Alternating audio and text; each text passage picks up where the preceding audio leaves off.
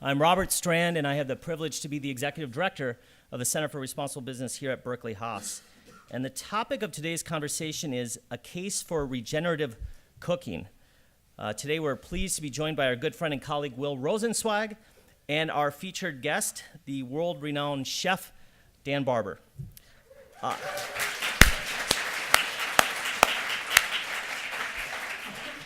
And I will leave the task of a proper introduction to you, Will. But I'd like to offer the anecdote right off the bat that there's a current Haas student told me she decided to come to Haas after seeing a Peterson series 2 years ago that you hosted, Will, with Alice Waters and Klaus Meyer. And I have a feeling that we're going to see a spike in applications after today's event also. The Center for Responsible Business has implemented a strategy drawing upon two fundamental principles. First, we put the students at the center of everything we do. And second, we draw upon our Berkeley strengths, leveraging the incredible resources we have across this wonderful University of California, Berkeley. And today's event is a good example of our strategy in action. Our vibrant CRB Student Advisory Board and the Food at Haas Student Club are key contributors to today's event, along with our good friends at the Berkeley Food Institute.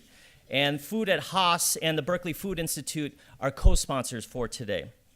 Also, we highly value your input, so you will be receiving an electronic evaluation sent to the email address with which you signed up. Please fill that out. That's very important for us. Now, I have one other important announcement to make before I turn it over to Will. And we're very excited to leverage today's public event to make a very public announcement. As you know, for many years, Berkeley Haas has demonstrated leadership in sustainable food entrepreneurship and responsible leadership and business innovation in food. And if you just consider all the incredible companies and all the incredible alum that we have from this fine institution working in sustainable food, it's quite amazing. Therefore, we're excited today to publicly announce that the Center for Responsible Business is launching our Sustainable Food Initiative to further this great work. And we're thrilled that at Haas, a long leader in the space, will be taking on a larger role to convene important conversations about the work in sustainable food. Much more to come on this initiative as we unveil programs for students this spring. Today, it's more important than ever to address pressing sustainability challenges through food, through business, and in particular, through food. Our colleague Will is playing a leadership role in our Sustainable Food Initiative, for which we're most grateful. And with that, Will, I turn it over to you. Thank you, Robert.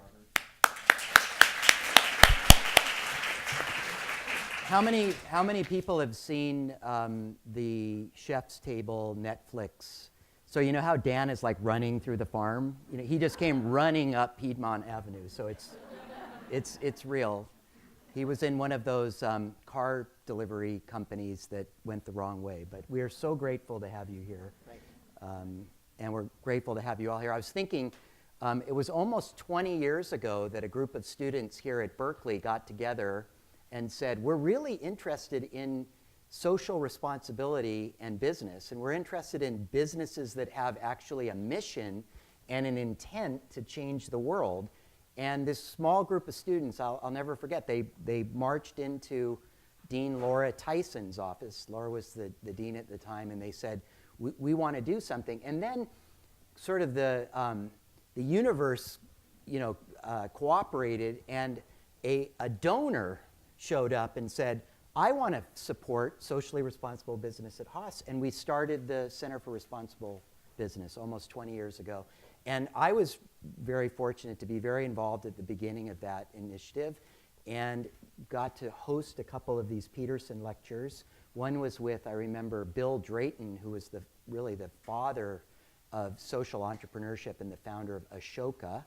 And then Amory Lovins. Does anyone know who Amory? Amory is sort of the godfather of the clean energy revolution that we're enjoying now. So I like to remind everyone that really important things take about 15 to 20 years to become an overnight success. So this initiative with the Sustainable Food Initiative is really this next wave. It's so interesting that the students came forward and said, we're interested in food, and here we are in a business school. We're not even in the nutrition department or the agricultural school or we're in the business school. So today we're going to focus on values. And I think what's so interesting, we're focused on how do values create value. And Dan is more than a chef. I mean, he's an amazing entrepreneur. I'm going to let him tell you a little bit about what he does. He's written this, I would call this kind of a life-changing book. This is called The Third Plate. I'd say it's a kind of one part manifesto, one part culinary anthropology. There's something about it that's very special because what you do is you travel along with Dan as he changes the way he thinks about food. And fundamentally, he becomes, I like to think of this, you become a systems thinker. You go from sort of a more kind of the way we're all trained to think that like linear things and siloed things, and then you start to understand how everything is connected. So let's start with this. You say in the book early on, you say, polenta is polenta. Polenta is, remember that? I was so young then, I don't know. What does that mean, polenta is polenta? I think I had this experience where we ground polenta fresh from this old heirloom corn, and I started to cook it as I would cook normal polenta, and I just couldn't believe the aroma that I was getting off of the recently released oils from this fresh milling and this heirloom corn that trapped these flavors. And I think what I wrote in the book is that it like brought me back to like mid-August when you're chainsawing through a nice sweet corn that's just been picked from the field. It's like it's you know, an important memory from my childhood because I grew up on a farm and also where a lot of corn was grown. But then I re-experienced it in the middle of the winter with fresh polenta, and I think I was remarking on that until that moment. The best polenta and the worst polenta were sort of one and the same thing. It wasn't. I feel embarrassed for saying that because it was a very late inning revelation in my cooking career, but it's true. Yeah.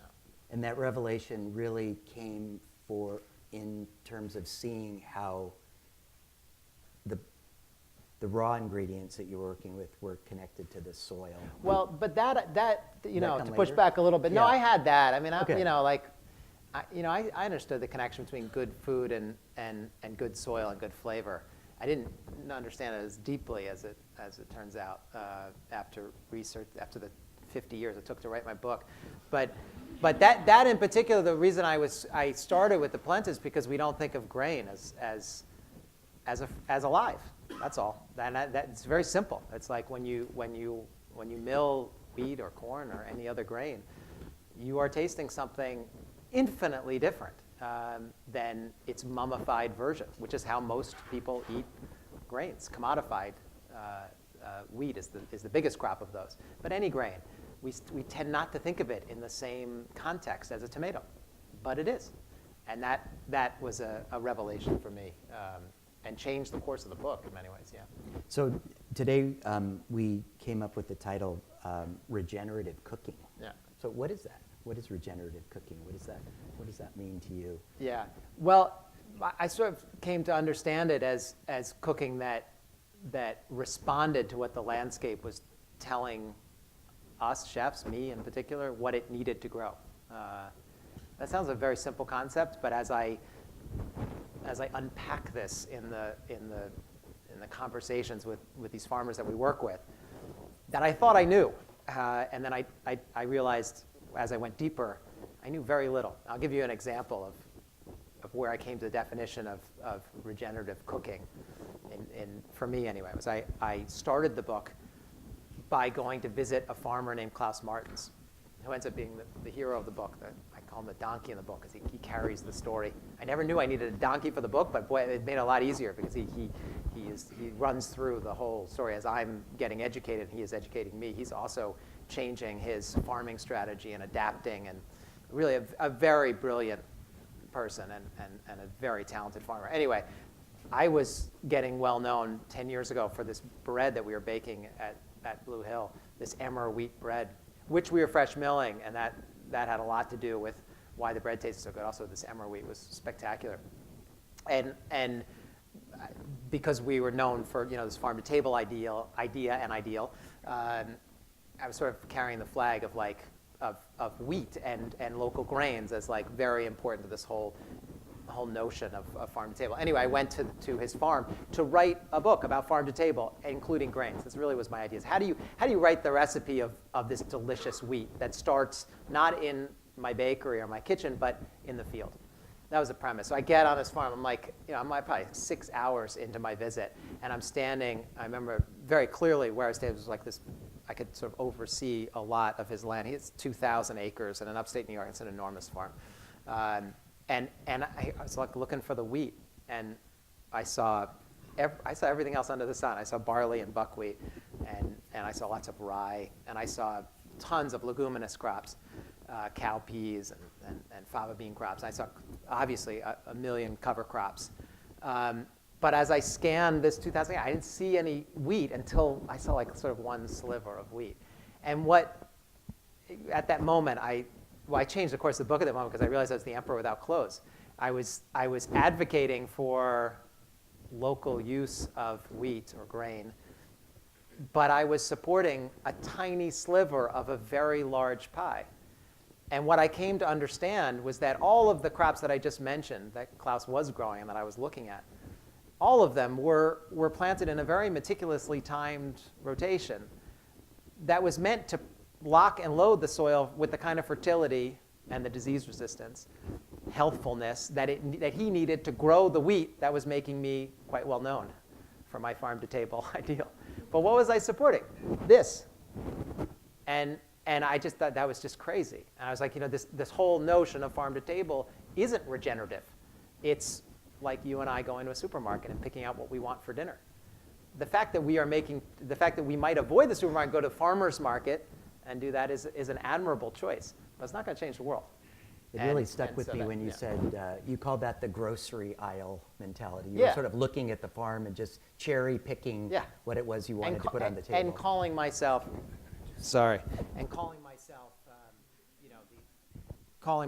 the savior of local agriculture is ridiculous. All of those crops, I left out, all of those crops in that rotation, Klaus, the farmer, was throwing into bag feed for animals. Or actually, he was plowing a lot of them in because there was no market. There's no market for buckwheat in the United States. Very little market for almost all the rye. I mean, it doesn't exist. So he puts it into bag feed, and he takes a loss. So what he was earning his revenue on was the wheat and charging a lot to me for the wheat. So regenerative now is about thinking about the whole farm. And that's what organic is, right? Organic is the whole being. It's the organism. You cannot separate. You cannot cherry pick if you're truly organic. But the other part of regenerative was democratic. What was this? I mean, I was the 1%er. I was taking the 1% crop. The wheat was this tiny portion that he was charging me a lot, which was from economic. I'm putting this in now the economic template because we're in the school, but that was paying for the whole deal, and it was the Hummer of the food world. I mean, wheat sucks fertility. So he needs all these other crops, these lowly crops, these uncelebrated crops to make wheat work. If you're organic, of course, if you're not organic, then the whole thing, you shove it aside and you can spray your problems away. But in this case, he's deeply organic, and to do that, it's the crop rotations. You're not putting manure on 2,500 acres. It's not compost and stuff. It's just like, no, it's a whole much more complicated system. And he didn't have a market for any of that stuff. But yet, what was I doing? I was celebrating the 1%. And so I went back and I produced that night. The next night I was in the restaurant, I created this recipe of this dish called rotation risotto, which was everything that I had just looked at. Not rice, because he wasn't growing rice, but everything but the wheat. It was like and it was essentially like we served it before the bread course. We were like, if you want your bread, here's what you have to eat to get your bread. Well, so that's really that moment of innovation where you're not only thinking, you're trying to figure out how do I bridge from the farm to actually change the way my customers are actually thinking about. Yeah, I gotta say I put it more in like how do I not feel like an idiot? Okay. Because how could I be this heroic example of like farm to table when I'm supporting such a small percentage of what it takes to do it. And that just resonated with me in ways that is hard to describe, but it really changed the course of the book. And I started to look at the way we look at animals these days, nose to tail. Is look at the nose to tail of the farm. What are the crops that we're not talking about, or what are the in-between crops? What are the cover crops? Why aren't we eating cover crops? Every other culture does. Every other peasant culture does. And isn't it my job? And I think this is the takeaway for me, as I sort of thought about how to broadcast this message. Isn't it the responsibility of the chef to do this? I mean, it's not the responsibility of the home cook, actually. It's nice, and eventually it will carry to that. But to bring these ideas to the table really needs to start in a way that I think happens in a chef's kitchen a lot easier than it happens bottom up. What I'm talking about is top down. I don't mean it in the Republican sense. I mean it in the sense of chefs have this bully pulpit now. It's weird, but it's there, and so that's why I feel like that's what I'm going with now. Is like I've got to take these ideas and make them edible. And you've got an audience. And we have an audience. Yeah, that makes it a lot easier. And so one of the we things have diners. Yeah. Yeah, we have eaters. You have eaters, and I was just, when you were talking about that, I remember when you were kind enough to show me some of the things or let me taste them, but the one that really stood out was when you used the squash, the tendril of the squash as the pasta. Yeah. That was just amazing. Yeah, that's like you go on to, so all of a sudden you start throw thinking, that away normally. Right. Yeah. You start, so what happened with that moment when I'm standing in the middle of Klaus's farm feeling naked, I'm like, now I look at a field and my vision is just altered. So you look at these beautiful squash that are growing, but you see all the biomass of the plant around it. I mean, just if you can close your eyes, just picture 50 acres of squash. The squash is 30% of the biomass of that 50 acres. 70% is greens where energy and fiber and deliciousness resonates, but it gets composted or thrown away or worse, whatever. So as a chef, can we make the uncoveted into the delicious? And that pursuit is for flavor. I'm not doing it out of a high ideal. If it didn't taste good, what are we doing? I mean, there's no point in it. Actually, it's very delicious, and it's a new way it's all for all the people who don't eat gluten these days. I mean, that's the pasta course we serve. It's great. And it's filled with the kind of surprise flavor and depth that you want out of a good meal. So I'm driven by the flavor. I'm not driven by the ideal, though it's nice that they align.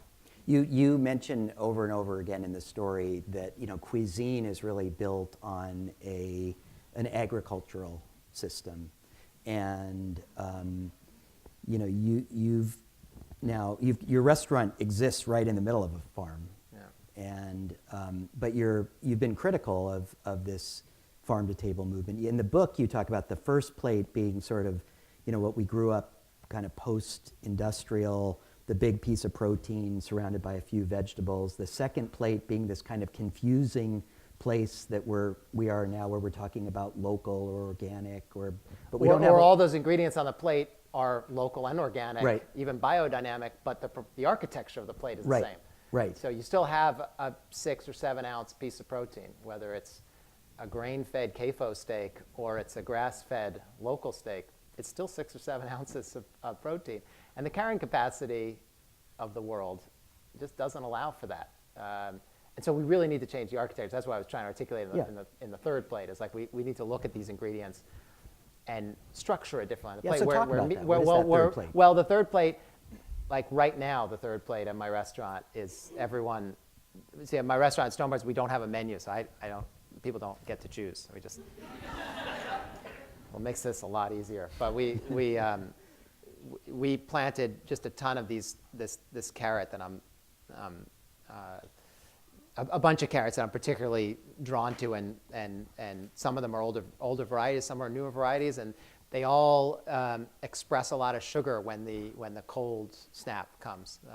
They convert starches to sugars, so we wait as long as we can for a couple light freezes, and then we pick them and store them. So I have probably 5,000 pounds of storage carrots between 5 or 6 farms. And then during the winter, we serve a carrot steak as the last course. most everyone gets it, and it's a carrot that, okay, so it's a carrot, so now I'm backing up, it's a carrot that's the right variety. It's a carrot that's been pushed to survive a cold snap, so the starches convert to sugars, and there's no ice crystallization, so the root remains intact, but it's a very healthy plant, and it's put in storage, and it dries out a little bit, which actually accentuates the flavor of the carrot. And then we take the carrot and we put rub beef tallow on it, and we hang it for 3 weeks. Like meat, we treat it like meat. Now, a good quality carrot that's at the right moment you can do this with. We've tried it with conventional carrots. It absolutely falls apart. But then we parade the carrot around the dining room like you would a steak cart. We serve it with creamed spinach and fried onions and stuff like that, and a rich bordelaise sauce, which made from meat, and there's some marrow. So it's not a vegetarian deal at all.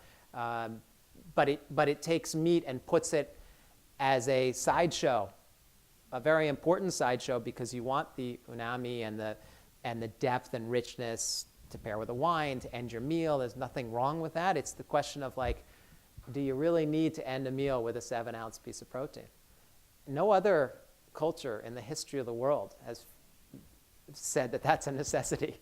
So I can't claim that it is. And the more I cook, it's challenging to cook away from that, because our paradigm is a paradigm. That's Western. It's Western cooking. It's American. It's an American idea, really. It's not Western. It's an American idea, because we've been a land of abundance, and we've been able to afford this idea that 6 or 7 ounces of protein, whether it's a chicken or a steak or a piece of fish, is an American right, an expectation for lunch and dinner twice a day, 7 days a week. And that's preposterous. But preposterous from the carrying capacity I just talked about, but it's also preposterous from a taste, gastronomic point of view. It's not that delicious. It's not that creative. And we could do a lot better. We as chefs need to help shift the culture. So let's connect this responsibility of the chef now and the opportunity to kind of lead people in a direction toward a third plate, or something that is healthy, sustainable, regenerative in the field, with the idea of sort of access and food security. I mean, one of the big issues on campus here right now is that there's actually 30% of the students report that they don't get enough to eat.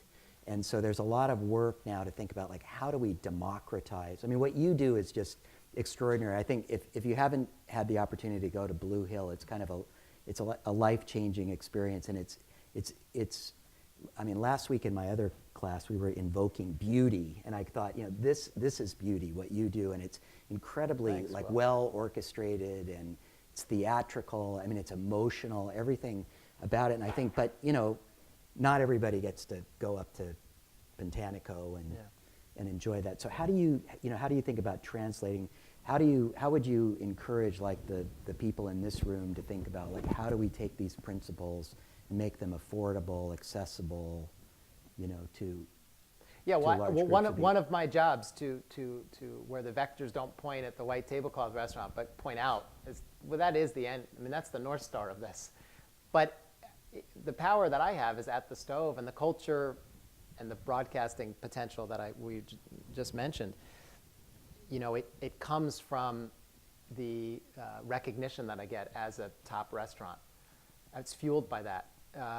For now, anyway, that's what's generating this interest. That's a lot of why I'm sitting here today. And so I don't want to run away from that. But I do want to think about how these ideas can start in a white tablecloth restaurant and disseminate, bleed into the everyday culture.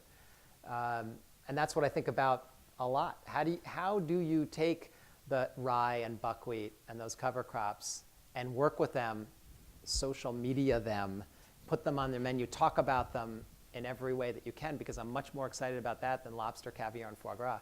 And so are most chefs now. That is a sea change that's happened in nothing. And 5 years, okay, I just want to be careful not to exaggerate. 10 years ago, I could not have my restaurant without having lobster, caviar, foie gras on it, and charged price. I could not do that. And most restaurants around the world would say the same thing. Today, if you have those on your menu, you're considered old school. The top restaurants in the world have embraced, what is it about this environment, this locality, that I can celebrate? And often, because most of what I'm talking about is the rest of the world that are rooted in peasant agriculture, they are peasant dishes. Yes, they're reimagined and they're updated for a modern audience. That's inevitable in our culture, and probably good too. But they don't celebrate what we consider to be high-end luxury food. That's a sea change of an industry, and that does eventually bleed down. And as we are seeing, some of these ideas that are being introduced out there on high are being bled into the culture. And some of these grains that I mentioned, the rye and the buckwheats, are now emerging. I just want to give you one example because I don't want to float up there in the hyperbolic affirmations of what a chef can do. I'll just say, like barley, I mentioned barley is one of those crops that I was looking at and I didn't use any. Well, what's happened in the 12 years since I was standing in Klaus's field and watching him plow barley under because there was no market? The craft brewing industry. Now, when I was standing there 12 years ago, 85% of the beer industry was in the hands of Coors and Anheuser-Busch. 85%. Today, craft brewery represents 46% of the market and growing like crazy. Now, I believe in that. I bet a lot of people in this room believe in it because it's just better beer. I mean, there's no other way to say that. And I want to just underscore that because that's what's driving everything. And what's happened in the 12 years since I was standing there is that craft brewers who are like you and me, they're in this business because they want to support a local regenerative agriculture. Then why are they getting their barley from Europe to make their beer? Why is there malted barley being imported from Europe? Well, they started demanding that change, and they started investing together and separately in malt houses. Malt houses totally disappeared. The explosion of malt houses around the country, Pacific Northwest and Hudson Valley especially, and the result of that has been a wholesale change in how farmers are rotating their crops. Barley has become an exceptionally important crop, economically important crop, and ecologically, because when you grow barley, you are doing wonders for the soil. Europe knew that long before we did. To get a wheat crop, you needed barley. And part of the evolution of beer in Europe is to get the wheat. So this is what's happening now, not just in organic agriculture, in conventional agriculture. I was standing several months ago in the middle of a North Dakota large-scale farm, but I say large-scale because somewhere between mid-size and large. It was 24,000 acres. Think about that, 24,000 acres. One farmer, one tractor took down the whole field. But what he was saying to me is over the last 5 years, he's taken what the barley planting, which was 0%, to about 20% of his rotations. He's very conventional. He's doing corn and soy, but he's put in barley because there's a market for it. And what he said to me, we were sitting in this combine, this one combine that takes down 24,000 acres of grains. He said, I believe in the diversity of the crops you're talking about. But when I plant those crops, who's going to pick it up? What elevator is going to store it? What distributor is going to take it from there? And what marketplace? If you can answer those 4 questions, I'll plant whatever you want. And that was just this summer. It was the same thing I was looking at 12 years ago on Klaus's field. If we really want to change agriculture, we've got to change the culture to demand that these crops are not just edible but coveted. I'll end this by saying that Klaus's barley crop has increased now to 30% of his rotations. 30%. When I was there, it's probably 5%. It's 30%. He gets an income from the barley crop that is now 120% more than what he had. Essentially, he was losing money. 120% more because he sells it to a local malt house. The local malt house sells it to the breweries. That's a huge economic driver. It's a huge ecological driver. And it makes for a very delicious beer future for all of us. And I now, like that and now as you see, as a chef and a person of vision, you can change the system by changing tastes and changing the way people think. Yeah.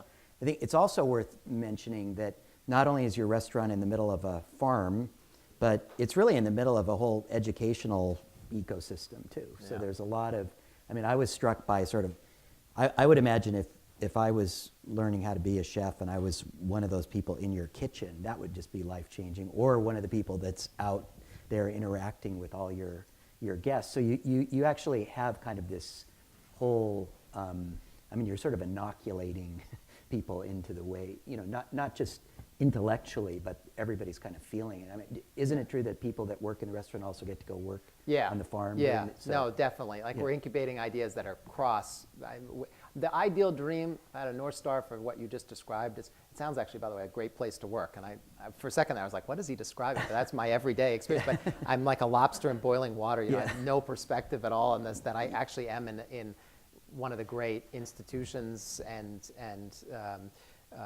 show farms and demonstrative opportunities for what agriculture could be, and sometimes I forget that. So thank you for reminding me of it. But the goal really is that if you work at Stone Barns and you're a farmer, you're also a chef, and if you're a chef, you're a farmer, that the blurring of those lines becomes absolute. And we're getting there. It's slow, but we're getting there. And the interest, the people we've been able to attract now have a very strong interest in the agriculture, and the people who we attract for the agriculture have a very strong interest in gastronomy. So I think we're headed in the right direction. Well, and it's really interesting now, you have people in this room who are getting their Masters of Business Administration that are contemplating either being a farmer, or I have a couple of colleague friends, students out there thinking about how do we help young farmers finance their operations, and how do we help them facilitate making the kinds of connections that you're describing. Yeah. So we're going to go out to you and involve you in this conversation. So what I'd like to do, Dan and I will talk about one more topic, but if you want to come up to this microphone. Hey, look at this guy's T-shirt. Stand up there, bub. Look at that. That's Eat beer. There it is. Eat beer. That's it. Eat beer. Great product. That's great. So if you have a question, come up to this mic. Don't be shy. You got Dan here for another 25 minutes. What I'd like to do is I'd like to take all the questions. If you want to line up, take them, and then we'll sort of knit them into an answer rather than one by one. But sorry. But this this place, and I was just struck kind of watching you. I mean, you're still so immersed in that creative process every night. And even I know in the profile they did on you on the chef's table, like your colleagues are, and your contemporaries are going like, what's this guy still doing like every night in the kitchen? Yeah. So there's something, I guess, maybe talk a little bit about this this entrepreneurial energy that you have that keeps going and keeps expressing. I don't have any entrepreneur. I'm so scared of failure. That's all. I have no wisdom here. It's like, I'll just say this in answer to it, because I get this question a lot. I'm approaching 50 years old. I'm still cooking each service, and yeah, I guess it's rare. Although a lot of chefs that I mentioned who are the leaders of today are doing the same thing. So I want to be careful that I'm not so singular. But and I think we're all doing it for the same reason, not just a love of cooking. Because if I love cooking, I could cook at home and be in love with cooking for my family. And it's not about serving rich people and getting the immense pleasure and joy out of that. Really, what it's about is invigorating a team. I have a team of 40 cooks, and they come from all over the world. It's United Benetton colors of life. It's incredible. Yeah. And I've arrived at that moment out of a lot of hard work, I know, but also like real luck. Like this whole thing we are talking about, we just magically, God smiled. It's like, this is the zeitgeist, and I hit it. And I know that 80% of this is like really good luck. And I want to use the moment. And to use the moment is to involve yourself, surround yourself with people who are as hungry and as curious and as driven as they can possibly be. And I actually have that. And I don't want to lose that momentum. So they've come, and if I'm not in the kitchen, it deflates. I have no genius in the kitchen above other chefs, but I have a drive that pushes the team, and that I just don't want to let go of until I have to, physically. It's a gift. And Lawrence and all, if you kindly say who you are. Tell us your name. Yeah. Hi, I'm Lawrence, visiting PhD student from Sweden. Thank you for coming to speak to us. From Sweden. So my research is about seafood, about fishing and overfishing, and as you all of us probably well know, we're smashing the oceans pretty hard, and if we keep up the way we're going, there's not going to be many fish left in the future. So my question really is to get your thoughts on anything and everything related to seafood and fishing, particularly this idea that we have a couple of species that we love to eat, and getting people away from those species which are often the ones that are most endangered, and actually getting them to try different try different types of fish, ones that are more sustainable. So anything and everything related to seafood and overfishing. Thank you. Hear what you have to say. Thanks for that. Thank you. You want to take a couple? Yeah, we'll take a Okay. couple. Just come on up and we'll. Hi, I'm Joanna. I'm a dual degree MBA MPH student here. And NBAN? MPH, Public Health. Oh, public health. Yeah. Yeah, okay, got it. So thanks for coming. I'm a big fan of Third Plate. Nice. And I recently read an article, a conversation between you and Kimball Musk, who's doing some interesting things in the food space. It was about the future of farming. And I'm wondering if you could speak a little bit about, given the nature of the scale of our national global challenges as it relates to food, how we can afford to not try some of the indoor farming and other techniques that he's pursuing, and I guess more broadly, if you could speak to how scalable your model is. You have a very lovely demeanor, but I bet inside you're as pissed off about what he's doing as I am. But see, Thank I'm you. not political like you. I Yeah. couldn't show that. I let loose.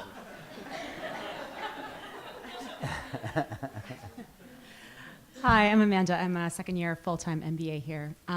So in addition to many of the really important and incredible things you've talked about here today, as well as in your book, one of the more revolutionary things that I think about from you is wasted, your sort of wasted food pop-up, and how to take things that are otherwise thrown away and really revolutionize them into amazing food. I'm curious that outside of your own restaurants and outside of the areas where you're able to exert influence, both by your own skill in transforming those things into great food, as well as knowing how much of an issue wasted food is, what you see the future of that as a concept being. Yeah, great. Great. We could tie all three of those questions together. And if we're you wanted going to. do That's that. why we do this. Okay, all right. Yeah. Hi, Dan. Thank Hi. you so much for being here. Adrian Rodriguez, second-year MBA. A lot of my study at business school has been thinking about how do we move from a paradigm of extractive capitalism to one of regenerative capitalism. And the business models are completely different. The context that we're thinking about that in is a world where we have a lot of entrenched power that's built into the old regime. How can you recommend to us that we work constructively and not antagonize the other side, but actually work together to move to a more regenerative paradigm? Wow. See how idealistic we are here? No, in man, Berkeley? that's a great. It's amazing. Jesus. Hi, Chef. Hello. I'm Philip Sineski. I'm the VP of Product and Commander of Chef of a company called Regrained. We take the brewer's grain from local craft breweries here in San Francisco, dry it out, mill it into a beer flour, and make delicious granola bars, healthy snacks, Right on, man. which I'd love you to try. We brought some. So curious to know what would you do with beer flour, given you had some bench top formulation, and also maybe curious to know your thoughts about the role of the chef in having entrepreneurial goals for early stage startups and consumer packaged goods. Thank you. Whew. I'm making notes just so we Okay, can yeah. go back. Yeah. Thank you, Chef, for being here. My name is Sham. I'm a first-year MBA student here. I really enjoyed what you spoke about the alternative grains that have had their moment over the last 5 or 10 years, rye, buckwheat, barley. Given your work at Stonehill and being visiting so many farms across the country, what do you see as the next wave of alternative grains that are still, or alternative ingredients that are still under-tapped and could be part of this next wave? Thanks. Thank you. Hi, I'm Lainey, a student in the Energy and Resources group here at Berkeley. And perhaps related to that last question, I'm curious what you see as impacts of climate change on the food system and how that might be shifting what you think you can grow at Stone Barns and serve at your restaurant, or how what you're growing and cooking can potentially reverse some of the impacts of the food system on climate change. Right. Thank you. Hi, Dan. I'm Allie. I'm Haas MBA class of 15, and I now work at Annie's, which is here in Berkeley, but is a brand of General Mills. Your book, your thinking, your philosophy has influenced a lot of the work that we're now doing, and I'd love to just hear from you what role you think Big Food and brands like Annie's can play in bringing your vision to life. Baked food, you said, yeah. Okay, great. Thank you. I said big food. Big food. Big. Big. Big food. You know, like General Mills No, you big said food. baked food. big. That too. I pretended to have a Yeah, it great was like creative I answer was- for baked food. Big food. Okay, Ryan. Hey, I'm Ryan Peterson. I'm a second-year master's student studying regenerative agriculture. And as I hear you talk, so I was really inspired to come back to school because I love food and cooking and wanted to see how that can impact the climate. And I think, man, I just want to cook. But I think there's so much need on the supply and infrastructure side. So what do you think is needed more? Is it more people driving demand, or are there really missing links that you as a chef or other chefs really need the gaps filled in? Okay, and the last question today, and then we don't have to, it doesn't have to be one Okay, long, it we doesn't have to got be like a Proustian, I was you know, thinking, 15 yeah, right. pages of, we can, Yeah, right. hi. Hi, I'm Valerie Gilbert. I'm a staff member here at Haas, and I'm wondering what opportunities or responsibility we might have to prevent fetishizing particular ingredients, so we don't take things that were once underdogs and swamp them with demand, like quinoa, avocado, those kinds of things. Thanks. Well, that's a nice bookend to the first question, because the first question was about seafood and how do we get away from the 8 fish that we most demand in the sea and show people, introduce them to the glories of the diversity. And what you just said is actually the counter to that, which is you've got to be careful, because chefs have done this. We've introduced lowly fish in the same way that I was advocating for lowly grains. Skate, monkfish, to name 2, that were throwaway, trash fish, right when I was starting as a cook. And some chefs found glory in those fish and with dizzying speed turned them into threatened species. This is the problem. And so my answer to I think you were talking about crops in general, but I'm going to loop in seafood and put this together. And so I hope this does justice to both questions. I really think the answer has to do with cuisine, which is a pattern of eating. The problem with the American fetishization with ingredients is that like, well, I'll first put it as a positive, then I'll go negative. The positive is, what an incredible culture that can adopt ideas like quinoa and can adapt them and bring them into their homes and create markets, huge markets, that have enormous impact down the food chain overnight. No culture does that. That doesn't happen in Japan, doesn't happen in France, doesn't happen in Italy. And that's one of the great attributes of our lack of American food culture. No, I really mean that. I mean, like, we're nimble, we're nimble. And like, this is not true anywhere else in the world. So there's something there that needs to be locked into and celebrated. The opposite is what you said, which is that we end up going nuts. And so like Greek yogurt, you can lob into there, as like my favorite example of like, of where it started in a kitchen. By the way, avocados and quinoa also started with high-end chefs introducing them or reintroducing them as very old ingredients of peasant agriculture that became infused into demand into everyday American food culture. But the effects of that have just not been benign. And so like the Greek yogurt example is just that you create a lot of whey that is dumped into soils and acidifies soils, and you have a lot of problems. Well, that doesn't happen in other cultures because in Greece, you might marinate a leg of lamb in whey, but you also have those elixirs that some are elixir drinks that you drink that are so refreshing and delicious and perfect for your biome, and that becomes a part of the enjoyment of food. In Sweden, it's the same thing with whey too. So that's the balance. That's the gastronomic balance that in the development of cuisines, in every one that I studied without exception, in every one that I studied that's lasted, that has stood the test of time, and that lasted thousands of years, not nothing, thousands of years, it's always been about a pattern of eating that reflects what the landscape provides. Doesn't do what I do, which is point a finger and say, you have to eat more buckwheat. Well, it does what Japan does. The great rotation crop for rice is buckwheat. Buckwheat breaks up disease cycles. It allows rice to be a crop before there were chemicals to intervene. Well, what did the Japanese do? They didn't wag their finger. They created soba. And that became infused into the culture. And another way of looking at that is to say, if you want your 2 bowls of white or 4 bowls of white rice a day, you have to eat soba. Well, that's not such a hard thing to do, is it, when it's delicious? Now that example is true of every culture, whether it's millet in North Africa or it's lentils, a great leguminous crop in India, and in Mexico you didn't have corn, you had beans. In Italy we think of it as a wheat culture. It's not. It's a bean culture because you needed the beans to have the leguminous crop to give you the wheat. So all of that is balanced, and part of that is tethered to a real tradition that in many ways has been lost in other cultures or adopting westernized ideas of what is expected for lunch and dinner. But also, there's still something there that remains. In America, we just never had it. Just never had it. And pretending that we were built on a yeoman farmer culture thing is just crazy. We were terrible farmers. That was the other revelation from the book, is that people who came over here didn't have farms. They didn't know how to farm. And they luckily arrived at the Garden of Eden. And you threw a seed in the ground, and you had the most fertility of anywhere on Earth, and you had temperate climates, at least east of the Mississippi. And so there's just a ton of food. So the culture grew out of abundance. That ties into the waste question, which is like, how do you circle out of that?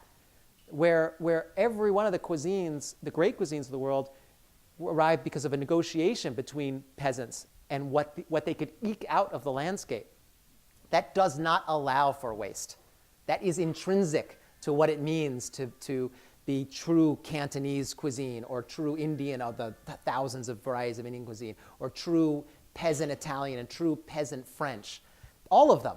Some more exalted today and some more celebrated today than others in our culture, but they're all rock bottom are about soaking up waste, but they didn't call it waste. A coq au vin is a rooster chicken that tastes like this if you cook it.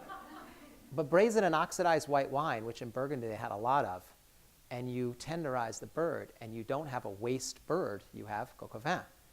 Bouillabaisse, to the seafood example, was uncoveted, damaged fish that could not be sold at the market, that the fishermen's wives prepared for lunch. That was waste. That was a wasted soup. But it's a bouillabaisse that is so delicious and becomes so iconic that it stood the test of time. These are the kinds of dishes that we need to reinvigorate. And what great chefs are doing all over the world. That's why the lobster, caviar, foie gras example is turning to this. My problem, as I'm now telling you in a moment of not just lucidity but honesty, is like, I don't have that to tether to. Like, I don't. I have to create that. I have to create a pattern of eating and traditions. That's a long haul. And so I'm jealous of a lot of chefs who can go back to history and look at what the landscape provided and how these dishes emerged from that brilliance. And so I'm tripped up by this, but we're making some kind of headway. I want to relate to. Give me another prompt here for the other question. Was about Kimball Musk. What do we do? I move in the future. Is it the Kimball Musk way? It doesn't create a pattern of eating. It takes the whiz-bang beauty of technology. Instant gratification. Yeah, that's very instant. And he's not a bad guy. I just get upset because he's so articulate. You know? I hate those kind of people because they have a point of view and they're mesmerized. So I've been in these talks with him where there's a lot of tech money and investment, and they just their jaws are open, they're waiting to give him money, because there is, besides his very smart approach and I think honest approach. I think he's not being, this isn't nefarious, but there is in our culture a problem with technology, with we don't have the words for what I was talking about standing on Klaus's field and talking about a biological system. I don't have the words for that. We have the words for the Steve Jobs of the world, and technology and quick fixes and things that work sort of like computer programs. There's a language for that. There's not a language for a complex, purposefully inefficient system, which is biology. And that's what we need to do. That's what we need to both explain, which I tried to do in the book, but others have done much better than me. And we need to show through cooking, is that the biological world is infinitely more fascinating. And we just need to figure out ways to invest in that. So that goes back to the investment part about big food, and one other, that was how do But we? I want to yeah, tie that's that a in good- too, because yeah. you have this one, I think it was in chapter 27 Jesus, with well, Glenn. Nice. You have this one little asterisk where you're My talking. wife, by the way, my wife hasn't gotten to chapter 27, Okay. so thank you. Oh, I was just going to say as an aside, we're gonna wrap up in a minute because we have to let a lot of people go back to class. But if you've enjoyed this time with Dan and you don't have time to read this tome, get the book on Oh, I Audible. thought you were going to say Cliff Notes or something. No. Because I have to tell you, Dan reads this book to you. And it's so cool because it's like Thanks. hanging out with Dan for like 3 more days. And, he uses some colorful language. He meets all these really interesting Yeah, people. I tried to go off script, and the guy it's- kept telling me, you got to read what's on the page. But I was like, people it- are going to fall asleep. It really works. Well, thank I you. didn't fall asleep. Well, thank you. Well, Anyway, Dan recounts the Green Revolution, which was during the 1950s and beyond, when a great intention to really stave off starvation of 1 billion people, creating these crops and this crop system that was, I think you said, got drunk on chemical fertilizers. But you have this little tiny asterisk in there, and it says, the unintended consequences of the Green Revolution were significant. And you go on, and I just wanted to tie that in about technology, because I really feel like there are so many lessons of what we screwed up of having technologies where we really didn't know what problem we were creating from the problem we were solving, that I was hoping, if there's anything we could do in this business school, was to start getting the business leaders of tomorrow thinking about, particularly the ones that are going to go work with technology, to be thinking about the unintended consequences of the products or services or platforms that's that the they're systems creating. thinking. If you're thinking in a system, you're thinking that way. That's right. It's well said. I just want to end on not a dystopian, because I tend to be very negative. But I just say, just getting out of the kitchen and being in a room like this is really invigorating. Being with this weather is also nice too. But yeah. Well, it's a problem. But for the moment, I'm enjoying the problem. I find that sometimes I come off a little bit.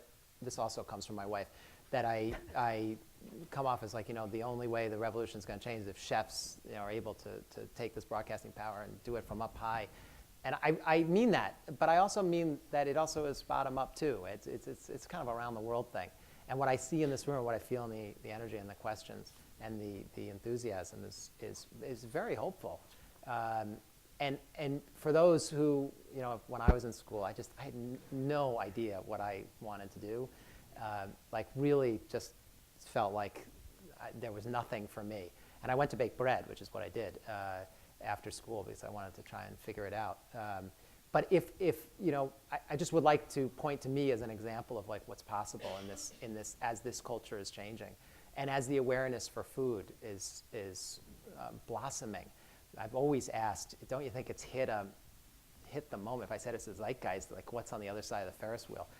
And I just don't feel that way. I used to say 10 years ago, yeah, this is the moment with local food, and they're going to move on to something else. That's just all wrong. We're not going back. As this culture just simply tastes. What we are good at in America, besides that nimble thing I talked about, is greed. And we're talking about hedonism from A to Z, and that's where I think the revolution is just going to continue to grow. It's small and it's disparate, and there are a lot of problems with how it's coming together, both the democratization that we talked about and a whole host of other things that are being co-opted for the benefit, like we also talked about that too. But in general, it's moving in the right direction, and what I hope you take away from this is not that chefs have the power to do it and everyone else just needs to follow, but that we all need to jump into this thing in 100 different ways, with the knowledge that the long game, that North Star, is headed in the right direction. Only because I believe so strongly that we will not go back to a world where food is flavorless and packaged food dominates, and the smart business companies that are hightailing it out of that game are telling you where the future of this is going. I'm only underscoring what they're already doing. So we're at a most exciting moment. It is not past, it is just before us. And I love your enthusiasm. You've given me a lot to think about as I wrap up my time in Berkeley. But thank you. We have defining principles or values at Berkeley Haas. And as we think about inviting people to give this distinguished lecture conversation, I just want to reiterate them to you because you don't know them, but I just felt like just in this hour you have you've been exemplary in expressing them. So the first is question the status quo. The second is confidence without attitude. The third being students always. And the fourth is beyond yourself. So I just want to thank Dan Barber for his thoughtfulness, his leadership, his humility, and his generosity. Thank you very much. Thank you.